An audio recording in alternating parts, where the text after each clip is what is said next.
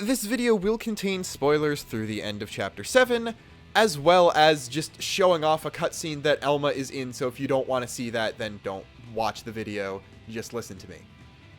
So this was a bit of a surprise. I know that there's less than 3 weeks until the Golden Country drops, so they had to shove in all this extra stuff before then, but did they have to give us so little warning about it? I had stuff to do today.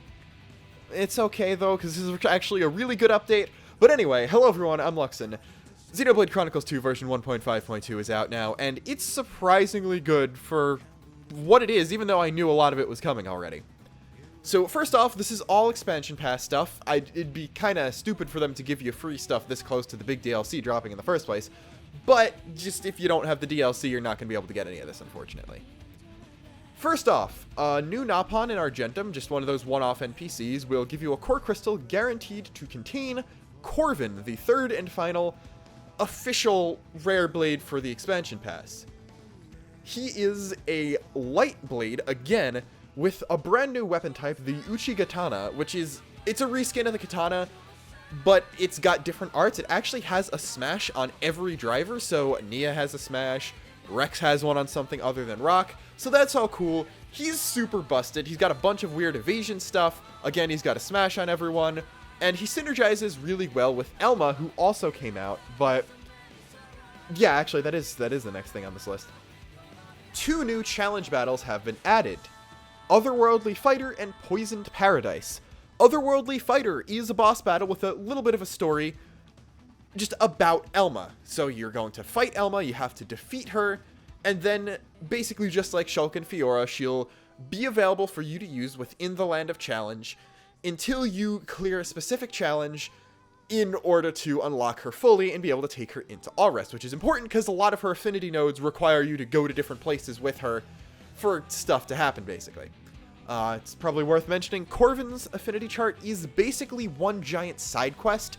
It all ties into going to NPCs and things, and that's the different thing. I haven't really touched him much, so that's kind of beside the point, but both of these characters have kind of novel ways of filling out their affinity charts.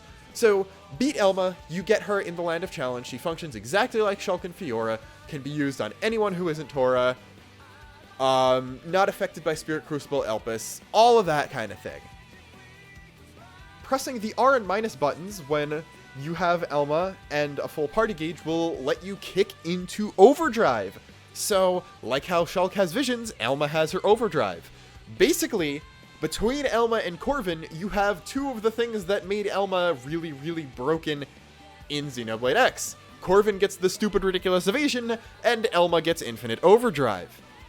You can, just like you could in X if you had max TP, or if you had 3000 TP again, if you refill the party gauge when you're in overdrive, you'll just be able to activate overdrive again, which is kind of ridiculous. There is a cap to the bonuses you can get from it, but as far as I can tell, the actual time is unlimited, which is pretty cool. So you have overdrive counter. As the counter goes up, you get boosted damage, boost art recharge, and decrease in enemy resistance to combos and different reactions, so that's pretty cool. And you also have an enhanced version of the Elma battle as well that also gets added after you beat the first one.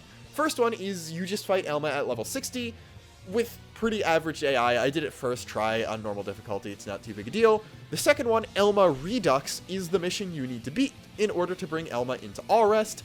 I'd recommend just going minimum custom unless you have a really good decked out build, because she can get pretty difficult. As one of her phases in the first fight, she'll actually use her art Ghost Factory to basically go Naruto on your ass and make 3 clones of herself, just weaker versions of her. It's more DPS on her side, basically that kind of thing. In the Redux mission, she's level 65 and she'll open with clones, and each of her 3 clones will seal off 1 segment of your party gauge, so you can't do any of the good stuff, so kill the clones first. It's also best to use a dark type blade combo on her to seal reinforcements, because she will reactivate clones on you if you're not careful, then build up orbs, and she goes down pretty quickly through a chain attack. She's dark element as a blade, so she is also weak to light, which is good. If you got Spinny Mithra, you could just bring in Corvin to deal with her, or Cosmos, or Light Cutie Pie. It's a relatively difficult fight compared to, like, story stuff, but overall, it isn't too hard if you know what you're doing. That's cool. You do need to accept a gift from Zuo 3 and Napon Summons Part 2 in order to get Corvin and Elma respectively. So that's also a thing. That's all nice and good. All that's like great. That's awesome fan service. Elma again is designed by Kunihiko Tanaka, character designer for Xenogears, Xenosaga, and Xenoblade Chronicles X, which, although yeah, it's Tanaka, the most prolific character designer for the Xeno series, that interestingly enough makes Shulk and Fiora the only guest characters, i.e. ones that aren't like from Allrest. They're the only guest characters who weren't designed by their original character designer. Cosmos and Telos, they were designed by the person who designed them in Xenosaga. Obviously, lead character designer was Tanaka, Elma designed by Tanaka. Interestingly enough, she's using her original concept design, which is basically same outfit and same body shape and all that stuff, but slightly different face, I believe bigger eyes, different hairstyle, slightly different facial features. I like this design. Again, like the redesigns of Shulk and Fiora, it fits in better with the world of Xenoblade 2 than her original X design would, so I have zero problem with any of that. She looks great. She's also busted, by the way. It's not just Overdrive. Her specials are really good. Her blade arts are really good. Her skills are really good. She's just overall a fantastic blade. So that's really cool. You've also got a flawless Napon stones being added to treasure chests for challenge mode battles. So that's actually a very interesting thing. Basically, flawless Napon stones are now added into the regular Napon stones that you get, so you don't get any less regular Napon stones, and you do get flawless ones for every time you beat one, unless you only get one treasure chest. No flawless ones will spawn in the first wood chest, but the second red chest will always contain at least one, and the third white chest will also always contain them. Obviously, the more Napon stones you get, that means the harder the challenge, the more flawless stones you'll get, so that's a thing. And you can also trade in your regular Napon stones for the flawless ones with a brand new NPC, the Orderly's Orderly, at a rate of 30 regular for 1 flawless. There's also another brand new Napon being added to the Land of Challenge, which basically sells you good pouch items directly so you can restock in the Land of Challenge without having to leave. It's just another nice quality of life thing, so that's cool. Then there's also a brand new set of outfits that can only be bought with the flawless Napon stones. So that's pretty interesting. Most of these are actually directly related to the other new challenge battle besides the 2 Elma ones, Poisoned Paradise, which is a level 60 challenge against a level 66, not too hard enemy on its own, but you're fighting constantly in poison, like in the areas in Temperantia, so you gotta constantly maintain healing. Even evasion won't help you with that, so it's a very different challenge, and this new set of costumes decreases terrain damage by over 1/3, so you're gonna want to get that unless you have a really good setup for basically infinite heals. And by that I mean, if you're not gonna use a maxed out Fiora, then you should probably get these new set of things. All of them, with the exception of 3 costumes for Blade Nia. She never had any, so she's got 3 now. They're all actual redesigns that give the characters swimsuits, or swimsuit-inspired summer-type wear. Now, I know what you're thinking. It's this game. How badly did they screw that up? Surprisingly, with very few exceptions, as for swimsuit DLC for, like, hey, you can dress your characters up in a swimsuit now, isn't that cool? This is probably the most understated and least fanservice-y I've ever seen this kind of thing in a video game, and that's coming from Xenoblade 2 of all things. I'll go over them one by one just because I can. So first off, you've got Cloud Sea Shark Rex, which is basically flip-flops and swim trunks for Rex. The design of swim trunks is actually really solid. It's black with a blue X on them, a different color from his core crystal and from the X in the Xenoblade X logo, but it surprisingly looks really nice, and is probably the best outfit for Rex, including his original one, which, I don't know, Master Driver might be better, but it's good. Yeah, that's all I got. Fancy Sundress Nia. It's a Nia in a sundress. It's adorable. It's easily the best one. I can't say enough good about this. It's basically just a generic sundress, and shoes sort of modeled after her blade form ones, and the dress is the same color and material as her driver outfit, so there's that. It's worth noting that unless you're in New Game Plus, Nia and Zeke's swimsuit outfits are not available until you're in Chapter 8, because they show off the core crystals they have, which is a spoiler, and those are both revealed in Chapter 7, so they're gated until Chapter 8. Then you've got Best Girl Fan Tora, which is hilarious, but is also kind of bad because of what it is. It's a Pyra shirt with hearts on it that Tora wears in addition to, like, a snorkel and the Napon equivalent of swim trunks. I guess that means that in universe, Pyra is canonically Best Girl, at least according to Tora. I don't know, a lot of people take umbrage with it because of how Tora is as a character. I just think it's really funny, just as an outfit in general, so I'm willing to give that a pass. Then you have Obligatory Leave Morag, which is probably the closest to something for fan service, to like just pure fan service out of any of these. Just because it's slightly out of character for her to wear a two-piece swimsuit, but she's talked about swimming before. It's not too big a deal. It's actually just a regular top and bottom, nothing weird and out of the ordinary, just a black two-piece swimsuit.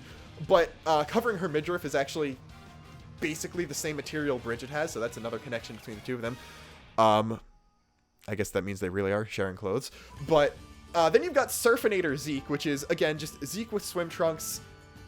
He has black trunks with the kanji that shows up when he uses Ultimate Lightning Fury Slash just on the trunks. So they look really cool. It's white text on black.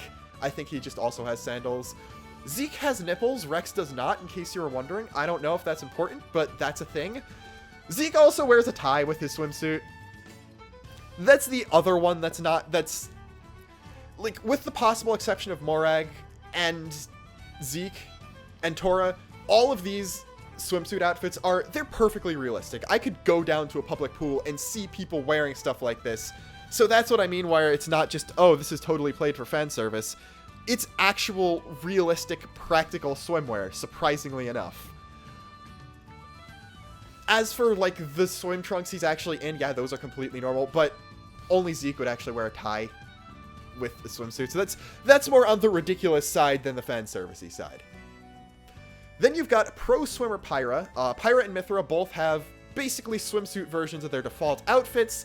If you're not counting legs, both of their swimsuits actually cover more than their regular outfits, which is pretty funny and just really goes to show that they're not going for fan service. Pyra and Mithra both have one-piece swimsuits, and Pyra's legitimately conforms to her body less than her regular outfit. Like, there's not the weird indentation at her where you could see her belly button, and it doesn't, like, go in her cleavage like her regular outfit does. So, yeah, if anything, the swimsuits are less sexualized in this game, which is kind of bad, but also shows that this is more of a reference to the fact that all previous Xeno games, besides Gears, had the option to put your characters in swimsuits. It's not, this is fan service where, hey, look, female characters' bodies. It's fan service with, this is a thing that was in all the games and we know people missed it. So, Pyra and Mithra, it's just swimsuit versions of the regular outfits. Pyra still has her suspenders for some reason, which is pretty funny. Water Lily Bridget, it's basically a white swimsuit. She actually still keeps her legs, like the fiery things on her legs, which is kind of interesting. I don't know if that's anything significant, but it's just blue and white swimsuit. Got a bit of a rose motif. She is really the only one with a cleavage window, and that's just to accommodate for her core crystal, if anything. Which, yeah, the core crystal kind of blocks the cleavage anyway, so it's like, even as close as they get to actually trying to show off the body, it's still blocked by something. Then you've got Beach Date Pandora, which is a frilly two-piece swimsuit that matches her hair. It's nice. Nia's is still the best one because it's Nia and it's adorable, but Pandora's one is cute. Poppy Alpha's one is also cute. It's swim lesson Poppy Alpha, so she has goggles on her head and like a kid's swimsuit design painted on her, and she has a little inner tube, which is adorable. Then you've also got Loyal Bellflower, Sincere Primrose, and Devoted Marigold Nia. Loyal Bellflower is basically Driver Nia's color scheme on Blade Nia. Sincere Primrose is a blue and red, I think. That's probably my least favorite. And then Devoted Marigold is a silvery black and white thing with darker blue highlights, which it looks really nice. None of the Blade Nia costumes really blow me away, probably because the one Driver Nia one we got is fantastic. but they're all okay. I think I do like the third one the best. It actually, interestingly enough, in the patch notes specifically mentions that Morag's hairstyle changes when she's in her swimsuit because one of her outfits just removes the hat and she has the normal hairstyle that she always does when not wearing her hat in cutscenes. But her swimsuit one is just her with her hair down. I guess it looks nice. I don't know. I honestly prefer it with it up, but it's not bad by any stretch. And she has a little sun visor too, which is shaped like the front of her normal hat, which is pretty funny. Like, if anything, there are a few good comedic things in this, like how Rex basically has a little string bag on his back to hold Gramps instead of his salvaging helmet. I haven't tried salvaging with Rex's outfit yet to see if he puts that over his head or if he just jumps in his swim trunks, which would equally be funny. But regardless, the last thing is another option that you probably would have guessed would be in there once you got Elma. It's another thing for custom BGM. You can now get Uncontrollable, which is great for me, because Uncontrollable is actually my favorite song in the Xenoblade series. Fun fact about Lux and Time, TM, Shing Sparkle Sparkle.